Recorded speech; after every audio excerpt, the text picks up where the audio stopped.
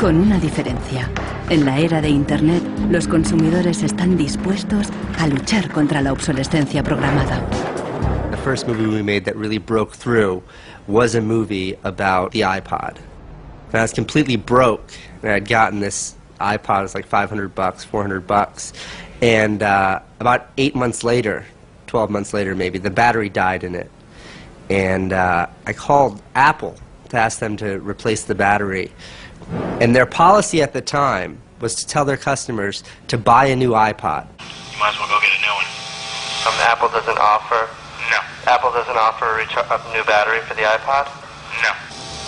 It wasn't that the battery died that was annoying, because in my Nokia cell phone, the battery dies, you buy a new battery. Even in my Apple laptop, when the battery would die, you replace the battery. But in the iPod, this expensive piece of hardware, when the battery died, you had to replace the entire unit. So it was my brother's idea to make a movie about just that. We went around with a stencil, spray painting on every iPod advertisement we saw in town. iPod's unreplaceable battery lasts only 18 months. We put the video on our own little site, iPodsDirtySecret.com. In the first month, 6 weeks, it was at 5-6 million views, and the site went absolutely bananas. Una abogada de San Francisco, Elizabeth Pritzker, oyó hablar del vídeo y decidió demandar a Apple por el tema de la batería del iPod. Medio siglo después del caso del cártel, la obsolescencia programada llegaba de nuevo a los tribunales.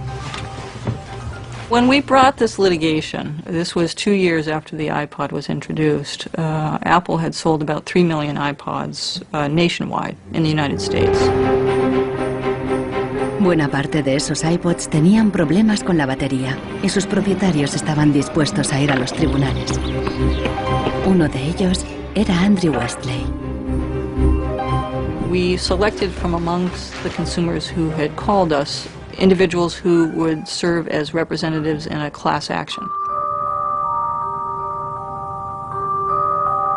A class action is really a device that's fairly unique to the United States, where a small group of people stands in the shoes of a large group to bring one claim before a court.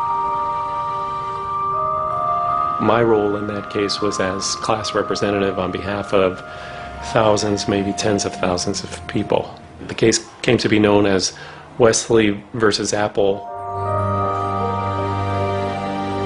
When my friends and family learned that this was a major case, they thought I was, becoming a radical. Here I am going to sue. I was the next Aaron Brockovich.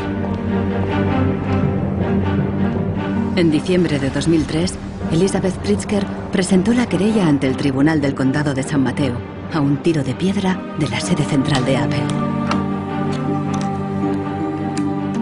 We asked Apple for a number of technical documents regarding the battery life in the iPod, and we received a lot of technical data about the battery design, about the testing of the battery, and learned through that discovery that the type of the lithium battery that was contained within this iPod was designed by design to really only have a short period of life. I do think that Apple's development of the iPod was intended to be one of planned obsolescence. Después de meses de tensión, las dos partes llegaron a un acuerdo. Apple creó un servicio de recambio y prolongó la garantía a 2 años.